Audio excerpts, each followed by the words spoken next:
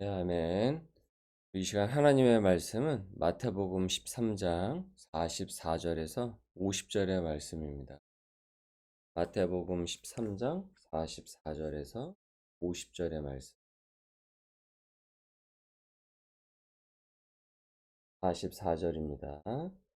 천국은 마치 밭에 감추인 보화와 같으니 사람이 이를 발견한 후 숨겨두고 기뻐하며 돌아가서 자기의 소유를 다 팔아 그 밭을 사느니라. 또 천국은 마치 좋은 진주를 구하는 장사와 같으니 극히 값진 진주 하나를 발견하매 가서 자기의 소유를 다 팔아 그 진주를 사느니라. 또 천국은 마치 바다에 치고 각종 물고기를 모는 그물과 같으니 그물에 가득함에 물가로 끌어내고 앉아서 좋은 것은 그릇에 담고 못된 것은 내버리느니라. 세상 끝에도 이러하리라. 천사들이 와서 의인 중에서 악인을 갈라내어 풀무불에 던져 넣으리니 거기서 울며 이를 갈리라. 아멘. 네, 오늘 본문 말씀은 우리가 마태복음 13장 말씀을 이어서 계속 보고 있는데요. 마태복음 13장은 그 천국의 이야기로 이렇게 꾹꾹 채워져 있습니다. 예수님께서 천국에 대해서 집중적으로 말씀하신 본문입니다. 천국은 어떤 곳인가? 누가 천국에 닿는가?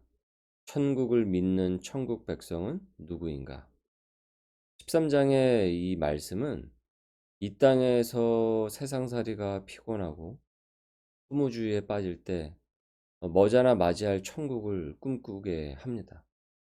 천국을 바라보는 사람은 죽을 날만 기다리는 것이 아니죠. 이 땅에서도 미리 그 천국을 소망을 하기 때문에 비록 이 세상이 불완전하고 힘든 세상살이를 우리가 거치기는 하지만은 그럼에도 불구하고 우리가 천국을 소망을 하기 때문에 꿋꿋하게 살아갈 이유를 발견을 하게 된단 말이죠.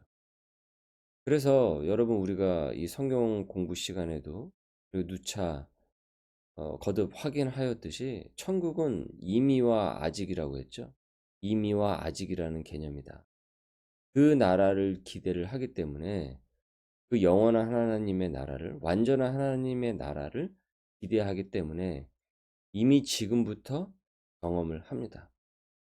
그러나 아직 그 나라는 오지는 않았죠.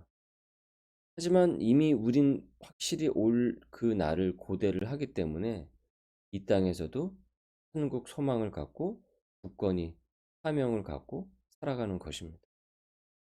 가고 싶은 여행지에 도착을 해서만 기쁜 것이 아니라 그 여행을 앞두고 그 여행지를 기다리면서 미리 또 준비할 때도 똑같이 그 기쁨이 있잖아요. 이와 비교할 수 없는 그런 천국의 기쁨을 우리가 지금 여기에서도 미리 감격을 하면서 고대를 하는 것입니다. 그것이 바로 하나님의 나라를 우리가 이미 경험을 하고 아직은 오지는 않았지만 지금서부터 우리가 미리 경험을 하게 되는 것이죠. 본문에서도 보면은 천국의 귀중함을 이제 세 가지의 비유로 들고 있어요. 첫 번째는 천국은 감추인 보석과 같다.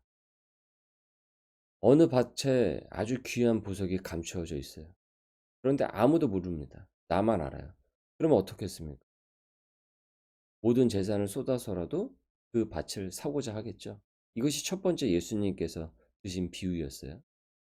두 번째는 좋은 진주를 사려고 하는 장사꾼과 같다라고 했습니다.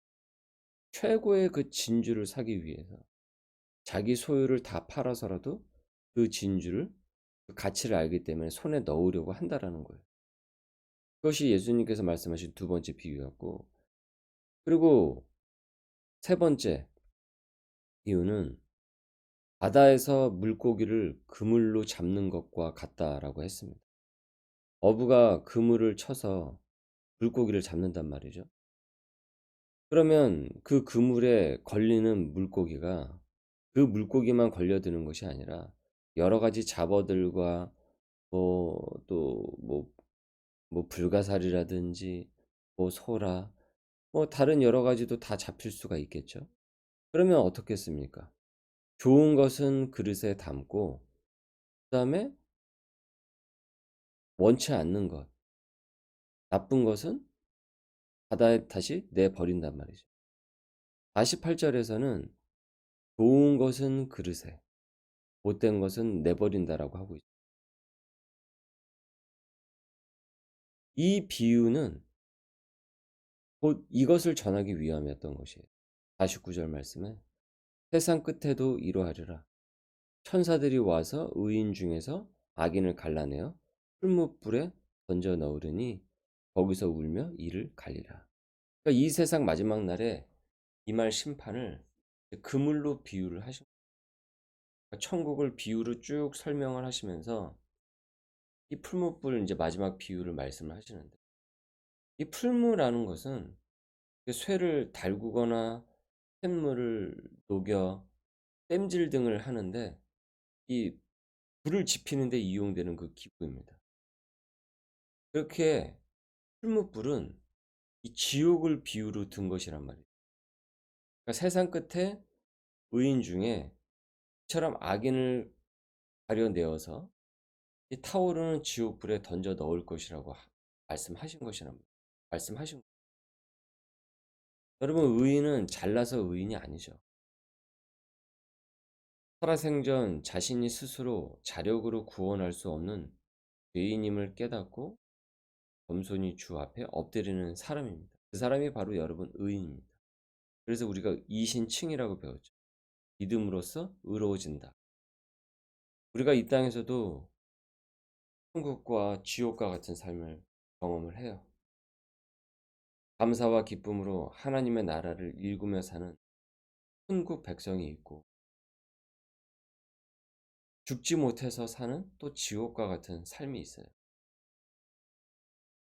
그러나 여러분 마지막 날에 있을 천국과 지옥 이에 비할 바가 못됩니다. 천국은 완전한 기쁨이 풍성한 곳이고 지옥은 무시무시하며 고통의 그 바로 끝자락입니다. 그래서 내가 지금 주를 굳건히 믿으며 사는 것은 가장 귀한 것을 가진 것입니다. 예수님께서 비유로 모든 재산을 다 팔아서 보석이 묻어있는 밭을 귀한 진주를 그 전 재산을 쏟아서라도 그 귀한 진주를 산다라고 했기 때문에 결국 내가 지금 천국의 믿음을 갖고 있다. 천국 백성임을 내가 굳건히 믿고 있다고 한다면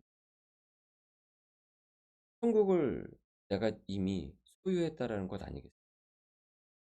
그렇다고 한다면 천국을 소유한 나는 지금의 나는 실은 다 가진 것 아니겠습니까? 가장 귀한 것을 가졌습니다. 산증에서도 보면은 한 성도가 미국의 최고 학부에서 공부해서 거기서 졸업 그 학위를 받았어요. 그래서 세상 성공의 길을 사람들이 볼 때 아 성공했다라고 하는 그 길을 걷고는 있었죠. 그에게는 진정한 천국의 믿음과 그 소망이 그의 삶 속에서는 묻어나질 않았다. 그러다 보니까 가정 생활에서도 자기가 하고 있는 그 일 가운데서 온전한 만족을 얻지를 못합니다. 결국 그는 깨닫습니다. 천국의 그 소망이 그것을 대체할 수 없음을 알게 돼요. 그래서 돈을 많이 준다라는 스카우트 제의도 거절. 믿음의 공동체를 선택을 하죠. 믿음의 공동체에서 말씀이 있고 함께 서로를 위해서 기도를 해주고 하나님 나라 사명을 실천하는 것이 가장 중요한 그 보석이라는 것을 깨달으니까 세상의 그 물량적인 그 야망 그것을 대체하지 못합니다. 여러분 기도하실 때 천국 복음을 주신 하나님께 감사하십시오. 최고의 것을 이미 소유한 나의 영적인 재산. 여러분 지금 이 순간 헤아려 보십시오. 다른 어떤 것보다도 최고의 가치가 있으며 감사의 사람이다라는 그 기쁨. 온전히 이 새벽에 우리는 깨닫게 될 것입니다. 오늘의 말씀을 여러분 적용합니다. 첫 번째, 내 삶에서 보화처럼 소중한 것은 무엇입니까? 천국이 값진 보화처럼 여겨지고 있습니다. 나는 그것을 소유한 사람임을 깨닫고 있습니다. 두 번째, 천국의 복음의 기쁨과 감사를 나는 왜 자주 잊고 있습니까? 그 천국의 기쁨과 감사를 잃지 않기 위해서 손과 발이 따라야 할 또 나의 결단은 무엇입니까? 오늘 이 새벽의 말씀을 천국의 비유를 들어서 말씀하신 이 예수님의 말씀을 우리가 깊이 상고하면서 천국 백성답게 사명으로 살아내는 소명의 식구들 될 수 있기를 주님의 이름으로 소망합니다. 기도하겠습니다. 하나님 감사합니다. 오늘 또 저희들에게 귀한 천국의 복음의 그 말씀을 깨닫게 하심을 감사드립니다. 내 삶에 심어주신 천국을 확실히 믿음으로써 오늘 하루도 굳건하게 꿋꿋하게 살아나가게 하여 주시옵소서. 우리의 삶의 그 방향이 온전히 천국을 향하게 하시며 그 인생의 목적 또한 그 천국과 영원한 하나님의 나라를 바라보는 그 거룩함에 하여 주시옵소서.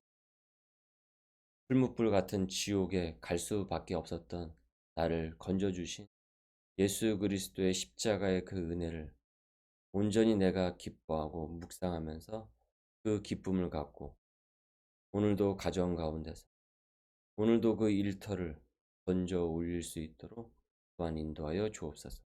만나는 사람들에게 이 귀한 복음을 또한 전해 나갈 수 있는 귀한 하나님의 백성들 될 수 있도록 오늘도 우리와 동행하옵소서. 감사하며 예수님의 이름으로 기도드립니다. 아멘.